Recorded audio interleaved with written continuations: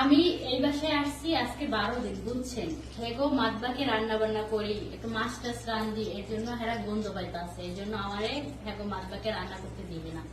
আমারে আলাদা গ্যাস এনে দিছে, দেখেন। আর সদিরা তো বাইগুন খায়, এরা তো জানেন যে সদিরা বাইগুন খায়। তো আমার এরকম বাজার টাজার করে দেয় না, মাছ এনে দেয়, বুঝছেন। আর এবার আলাদা গ্যাস এনে দিচ্ছে, এই গ্যাসে রান্না করতে আসি। আপনার একটা বেগুন এনে দিছি। তো আপনার আইসি পর 12 দিন এরকম ঠিক করে খানা পাইনি, যার কারণে এরকম শুকিয়ে গেছি। আর আজকে বেগুন একটা আইনে দিচ্ছে, বেগুনটা জিরের ঠেলায় সবই ভাজতে আছে তেল দিয়ে। 1 বোতল তেল এনে দিছে, 1 বোতল তেল দিয়ে আপনার বেগুনটা পুরো তেলে চুপ করে ভাজতে আছে। আগে খামু পরে কথা, এই হচ্ছে কথা, বুঝছেন। তো আপনাদের শেয়ার করলাম প্রবাস জীবন ভাই অনেক কষ্টের, ছবিগুলোকে শেয়ার করতে পারি না। আপনারা আমার বন্ধু বান্ধব আছেন, যদি আপনার গুলোকেও শেয়ার না করতে পারি কই যাবো বল।